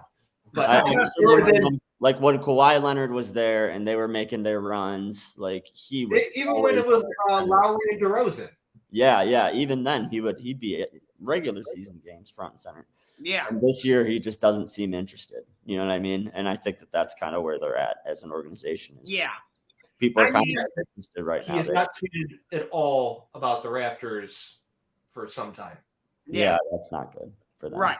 And then like the Warriors are just going to destroy the Nuggets. That series is going to be over in 5 at best. That's a sweep. I don't know why you keep trying to add extra games here. That's a sweep. Okay. Yeah, actually, that is a sweep. The Nuggets are no contest. I don't care how good Nikola Jokic is. A center does not matter against the Warriors. No. Yeah, Lakers jumped up to like plus 350. The Warriors jumped up to like plus 350 to win the NBA title, and they were down at like plus 650. So that now after those first two games, like they've established themselves as the best team in the West, in my opinion. I mean, the door's wide open for them now that Devin Booker is. That's what injured. I mean. Yeah. With Booker injury and them being where they're at, and how they're playing against the MVP-led, Denver Nuggets, it's very impressive. Like they look like a really, really good team right now. Yeah, I think Phoenix can survive this series against New Orleans even without the Devin Booker, or even with the Devin Booker injury, I should say. But it'll be interesting. It's at least interesting now. Okay. That was going to be over in 4 games too. Yeah, now it's going to be a 5-game series. But the series I'm kind of Suns in 5. Yeah, the new Suns in Suns in 5. 4 is Suns in 5. It's no longer the Suns in 4 invitational. Yeah. It's the Suns in 5 invitational. Right. I think whoever they play in the second round, whether it's Dallas or Utah, Phoenix will beat them in 5. But I agree. I don't think Dallas or Utah is anything special. So that's I'm kind of with you there. Yeah. Like if you want to give them a game because it's the next round, sure. Mm-hmm. But like I don't think Dallas or Utah is particularly anything. Dallas can't keep Luka on the court either, and without him, they're just lost. So yeah, I mean Jalen Brunson went off for 41 in Game 2, which allowed the Mavericks to win, but. I mean, like repeatability percentage on that's like less than 2%. So. Exactly. Pretty much. But here's the other thing. Actually, looking at Utah for a second, if the Jazz fail to win this first round series, they have to blow it up, right? Maybe not. I would think so, because they've had multiple opportunities to do something. Like last year, they were the number 1 seed in the West, and they lost to the Clippers. In the bubble, I know the bubble was different circumstances, but still, in that series, they had a 3-1 lead against the Denver Nuggets, and they lost. They've had countless other playoff series where they should have won, and they didn't. So here's what I'll say to you. Blowing it up, no. Retooling, yes. They need to retool because pop quiz time. Who is their power forward? Starting power forward. Oh, I know. I don't know. Royce O'Neal. Yeah, it's Royce O'Neal. Have you heard of Royce O'Neal before today, Brian? No. Yeah, my Heard point of is Donovan Mitchell. yeah. Yeah. So it's like I can't recognize like half of the guys that are not their starting lineup outside of like Jordan Clarkson or the late career Rudy Gay and Hassan Whiteside. But like their starting point guard is Mike Conley. Like they're not going anywhere with starting point guard Mike Conley. There's not much to blow up is the only thing that I had. You know what I mean? It's like they've been very successful, but in the regular season, they've been very successful, but that's what I they've mean. never been a threatening team to win the West. In my opinion, they've never really been a legitimate threat to win it. They need a new starting point guard. They need a new starting power forward. Yeah, is what they need for sure. My guess is they're either if they lose in this first round series, they're either going to trade Donovan Mitchell or Rudy Gobert. I don't think so. I think they'll still be there because there's no reason to trade them. There isn't one. Yeah, they're the best players on the team. So those two are not the reason why they're losing. It's right. everyone else that's not performing up to standards. Yeah. Improve upon Mike Conley. Improve upon Royce O'Neal. You got to have depth, and I mean, Jordan Clarkson's fine, but we all know what the Jordan Clarkson experience is. When he's on, he's on. But when he's off, he is off, and he is dreadful. Yeah. Okay? Yeah. He's a more extreme version of Colin Sexton. I've been saying this for years. He's not a guy you want going 40 minutes in the postseason. No. He's a guy you want to play 25 minutes a game in a 6-man role. Mm-hmm. And if he's off, you pull him from the court, and hopefully he is on when he goes back on the next time. Yeah, I agree. That's what he is. But, they need to add depth. They need to retool at the point guard and power forward. So I don't think blowing it up is really would make a whole lot of sense for them. And let me look at their salary cap situation, because that will tell us. The NBA salary cap is less fugazi. That one's a little more rigid. Which one? The NBA salary situation is a little more less fugazi is what I said. The NFL at times, but they have Gobert and Mitchell on long-term contracts, or between the two of them, they're going to be making like almost $80 million through 2026. Mm-hmm. So for some ungodly reason, they're paying Mike Conley over $20 million a year for the next 2 years after this season's over. Jordan Clarkson's making a decent chunk of change, but he's a sixth man. That's fine. You got to pay good sixth men, and I think he can be a good sixth man. Mm-hmm. But it's this other cluster of bullshit they got on their roster. Just get rid of it. Like, yeah. Why are we wasting time? It's also Utah. Like, it's hard to bring people to Utah. Like, nobody wants to go to Utah. You got to overpay for some guys, and other guys you have to trade for. Right. Like, they're going to have to fill out their roster somehow, and it's not going to be with continuing to trot out Mike Conley. Yeah.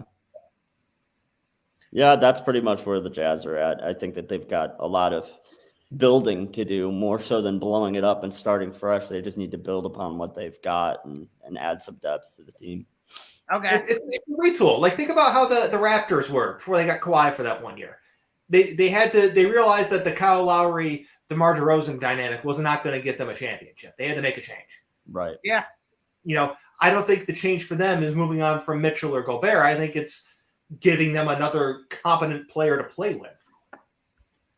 Yeah, you almost have to have at least three star players on your team in today's NBA to really compete. So it's more adding to those two guys than it would be, blowing it up. I don't think moving them would necessarily be the answer, because you're down one star player on a team that lacks any star players. So yeah, it's I got you. It's a situation where I think that they should build around Donovan Mitchell and give him a chance, because I think he's a really good player. So yeah. If you move on from those guys, you become the Sacramento Kings, and nobody wants to be Sacramento. Okay. Hey, if we were somehow able to get Donovan Mitchell here to pair him with Darius Garland and Evan Mobley and Jared Allen, I'm down for that. I mean, that doesn't really fit, though. That's the problem. Yeah. Okay, anyway. It What doesn't do you fit. guys think of Lisa's question? Who you have winning it all this year? I think the Warriors now are probably my favorite now.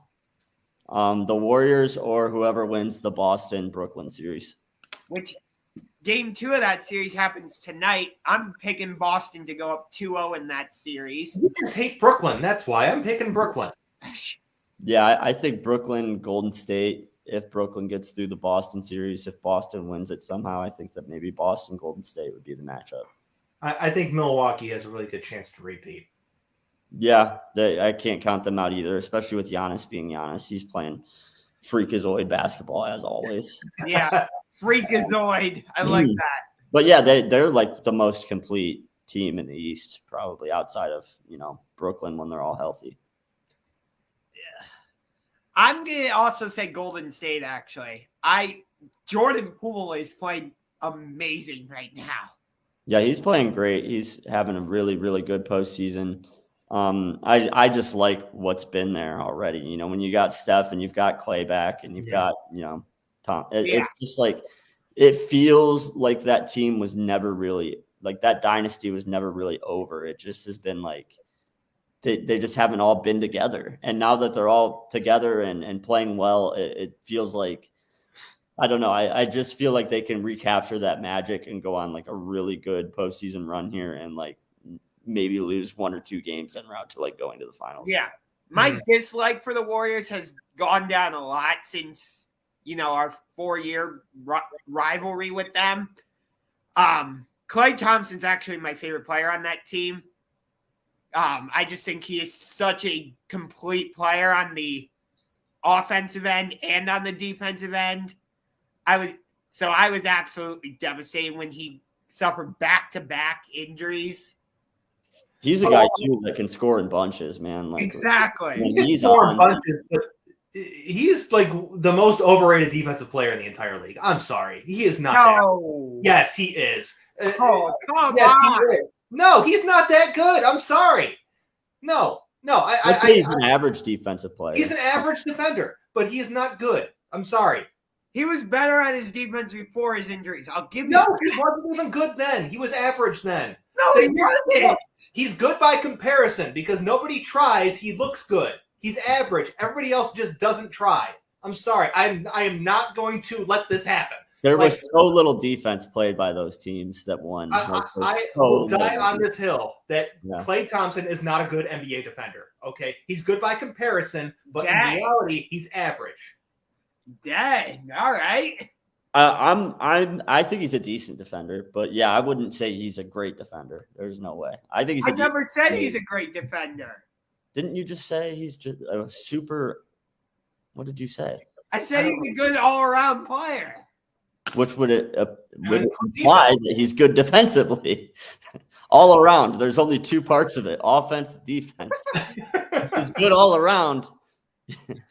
He's good defensively. I never said he was great. Okay. I'm not even saying he's good. I'm sorry. Like, you're crazy.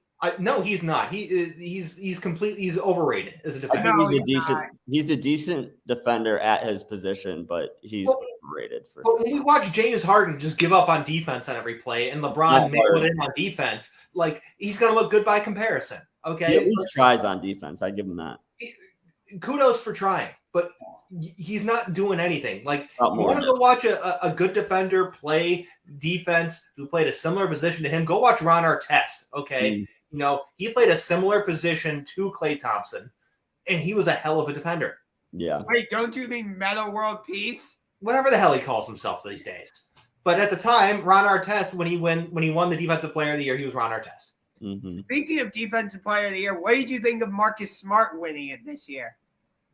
He won the Defensive Player of the Year? Yes. That's how tied in I am to Defensive Player of the Year now. Whatever. I think that he's getting a little bit more of the benefit of the doubt just because of his position. Being such a good defender at that position makes him kind of unique. So I think that he's kind of like, I'm not saying he's not a good defender because he's a great defender, but I think that the fact that he's a smaller guy made him a more attractive pick. if that makes sense. It's so easy to pick centers and power forwards for this. Right. This was like a sexy new way. You know what I mean? It's like there wasn't a standout guy, so let's give it to the smaller guy who's playing, out of his mind for somebody at that position defensively. Yeah. I was okay with them giving it to him. I don't think there was anybody that necessarily had a cemented case for it this year in that league, so I was fine with it. Yeah. So, pop quiz time. Who was the last guard? Gary Payton. Gary Payton, yeah, the glove. That was still the Sonics back then, right? 96. Yeah, Seattle Supersonics. 96, 97? Bring 97. back the Seattle Supersonics. Nice. I will keep saying that until they return. I think you're going to be waiting a while. I think you're going to see a team in Vegas for the Supersonics come back. I think so, too. Why not do an expansion where Vegas and Seattle get a team? You got to balance things out. If you're putting a team in the West, you got to put a team in the East. You can't just overload the West. Talk to the NHL about that. Their last 2 expansions were Vegas and then Seattle. Well, this isn't the NHL now, is it? Right. Totally different game, actually. Different sport, completely. Don't know if you knew that. Yeah. Look at the team dispersion in the NHL versus the NBA. The team dispersion in the NHL is heavy on the East Coast and in the central part of the country, in Canada. In Canada, yeah. Yeah, so there's not a whole lot of teams on the West Coast to begin with for the NHL. A little bit different with the NBA. Yeah, I know. But if you bring both Vegas and Seattle into the NBA, just move Memphis and Minnesota to the East. You're done. Okay. Sure. You could, but they're not going to want to do it that way. They don't like doing things, forcing realignment that way. They would rather have a balanced way to balance things out than do some realignment that's going to be all weird. Yeah, most of the times when there's expansion teams, they're coming from a different place. It's more of a move than it is an expansion. It's kind of rare that a team just blooms from nothing. Yeah, the last time the NBA did an expansion was in the mid-2000s with the Charlotte Bobcats. And that was just a replacement team for the Hornets. Right. Correct. So that's what it is. I mean, let's look at it that way. I mean, the how long were the Hornets gone? They weren't even gone that long, and they got the Bobcats. Yeah. The Sonics have been gone for over a decade. Yeah. Or the Browns even. Look at the Browns. Like the teams that leave and they immediately get replaced. So I think that's a good point. I can only think of a handful of teams where the team left and they got a team a much longer after a long time. And shout out 90s Hornets windbreakers. Leah Zander with that comment. Everybody had those in the 90s. I had a reversible one. The Hornets are back. Yeah, the Hornets are in Charlotte. Yeah, they are back. The Charlotte back. They were the Bobcats for a minute, but once the New Orleans Hornets became the Pelicans, they relinquished the rights to the Hornets name, and the Bobcats became the Hornets, making all is right in the world again. Yeah. But it's just great. The Hornets branding in the 90s was great. It was perfect. It really was perfect for that time. It really was. And yeah, I that whole era of branding was just really cool. So it was cool to see them go back to that branding instead of going. Yeah.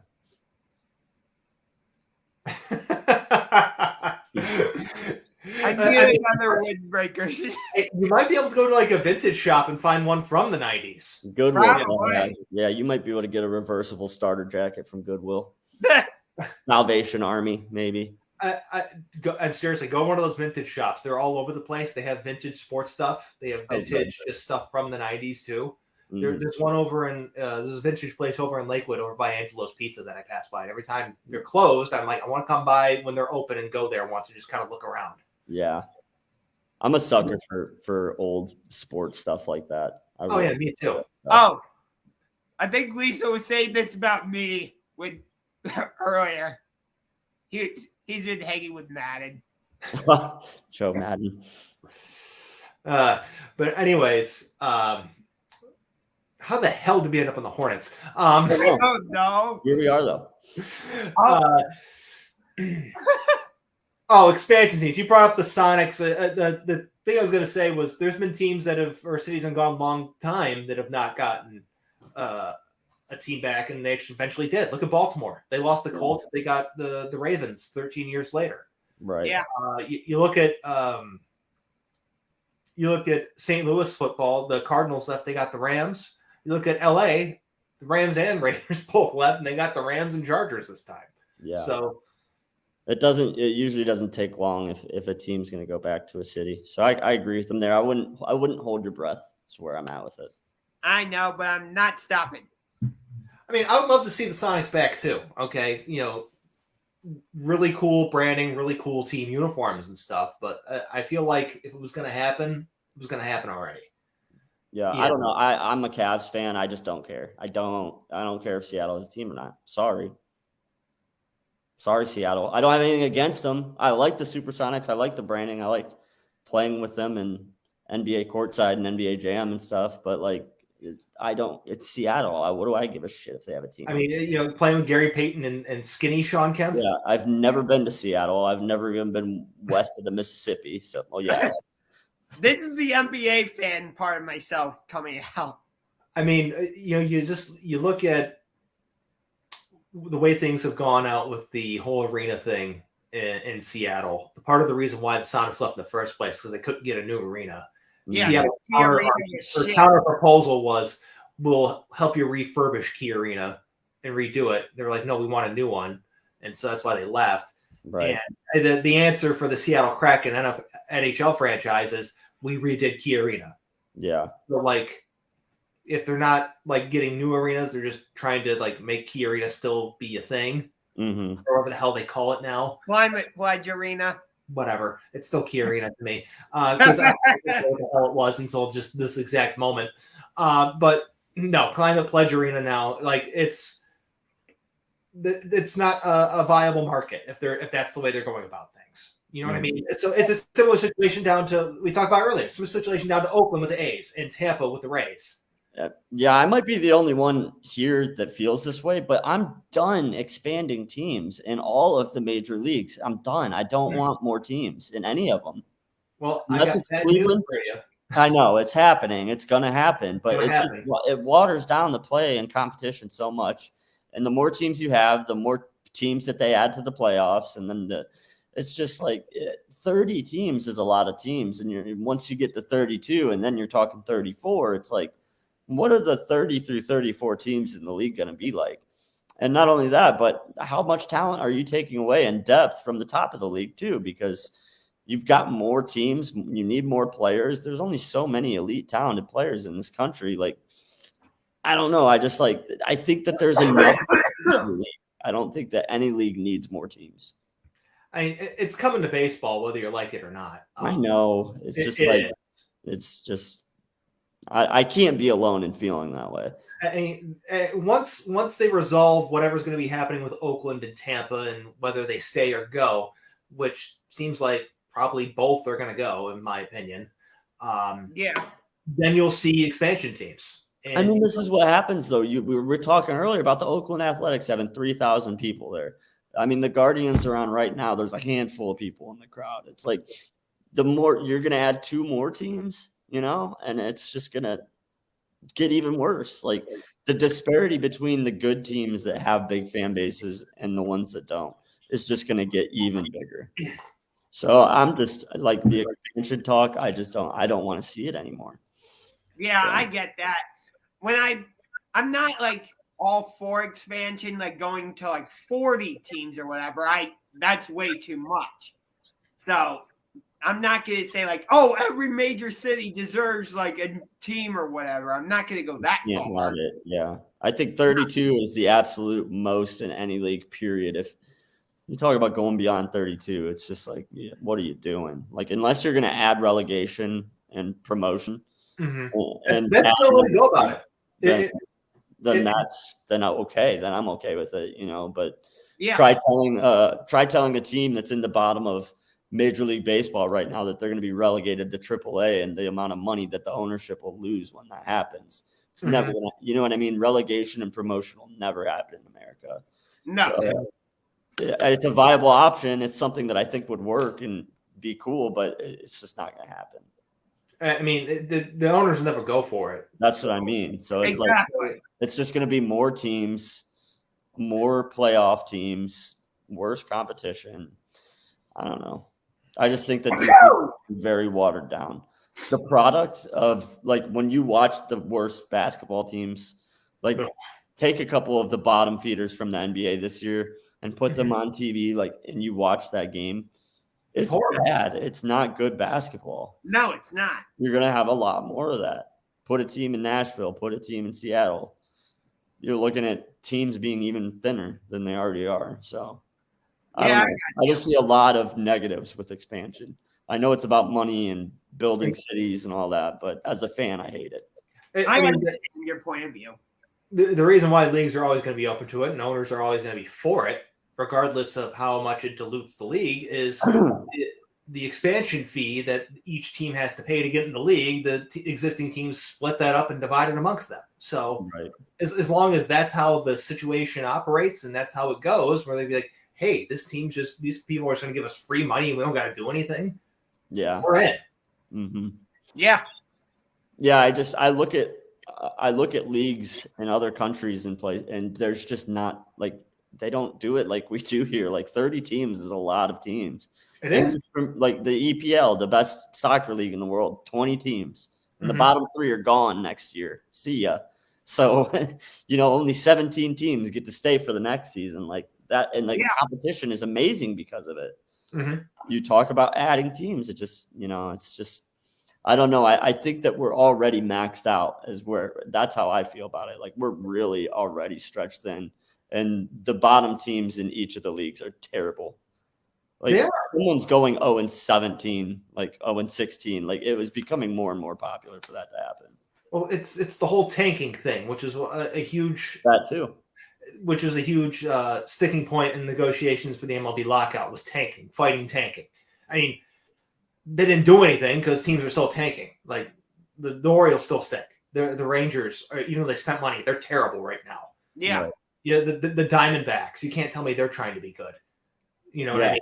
No. Exactly. They traded away anybody who was good and did not re-sign anybody that was good. The Mets took 3 of their best players, and Chris Bassett, Mark Canha, and Starling Marte from last year. Yeah. And Matt Chapman's in Toronto, Matt Olson's in Atlanta. Yeah. Who are you going to go see at an A's game? Frankie Montas? Frankie Montas is going to get traded. Yeah. She agrees already with Bryan. More teams, more mediocre play. If there's not incentivized to winning besides money, then yes. I mean, that's why relegation would be great. If there was a way to have relegation, it would be the perfect solution here. It would be. But unfortunately, the way the league was structured at the beginning and the way that it's been ran for the past 100-something years, it's not really an option. Right. Yeah, I don't know. I think about how much better the competition could be and would be if there wasn't it wasn't so convoluted. But because it's all about money, So it's about money. It's about maximizing the value of a player. It's about maximizing each dollar, especially for all this other stuff where you have teams that are like, we want to win. Mm-hmm. So we're spend money to win. Yeah. You know what I mean? So just the way that the entire sport over there is completely just put together and ran is worlds different than totally. If you don't pay attention to it, you have no idea. Like they don't have a soccer draft. You know, they don't trade players like that. They're trading literal dollars. You're buying players. You're loaning players to transfer. People. Yeah, you loan players. You transfer. It's all different. Occasionally, you transfer a player for a player, but the dollar figure is the driving force behind it. Yep, 100%. Or even you've got a young guy that doesn't have a place in the lineup. You want him to get experience playing. Loan him out to another club for a while. Let him use his services for free. He gets better. Your team doesn't have to take somebody out of the lineup. If you're doing stuff like that, if you have then yeah. But in America, we don't have stuff like that. We don't do stuff like that. So how valuable would it have been to the Guardians in this example where there was no spot for Bobby Bradley and everybody was clamoring for Bobby Bradley. Loan him out to the Orioles for a year or two, let him go play and find out that he can't hit, so we didn't have to pretend that he's like an option for this team. Okay. Yeah. Exactly. He's eating up innings from other players on the team. Owen Miller, for example. I mean, Owen Miller's now, he's not playing now, but he's found himself in a prominent role. Let's look at a guy that's making his debut today, Gabriel Arias. Like, loan him out to a team to have him go play. And so he can get some experience. So when it's time for him to, let's say, move on from Ahmed Rosario, or it's time for somebody else, we can he has the time to develop. He's not just sitting there in AAA being like, well, he's got nothing left to prove here. Right. You know what I mean? I love this. Cough, Baker, cough. I mean, I don't know anyone who wants him, but Yeah. I like Bryan's idea. Send him to the USFL. But we've completely gone off topic. What else is on the rundown? Oh, the rundown. We've been done with the rundown. Yeah, we pretty much cruised through it. This is actually probably a good time to reach a natural conclusion if anyone's all right then. Final thoughts. Yeah. So final thoughts. Bats are alive down at the corner of Carnegie in Ontario. Oh my God, you call it Quantario this time. Well, he's not in the lineup right now. It's only when he's in the lineup it's Quantario. Yeah, tonight it's Quantario. Right Tonight now will be Quantario. Yeah. Right. Hopefully I'll be back to full strength next week. So. Yeah, all I have to say is just go Steveland Quandians.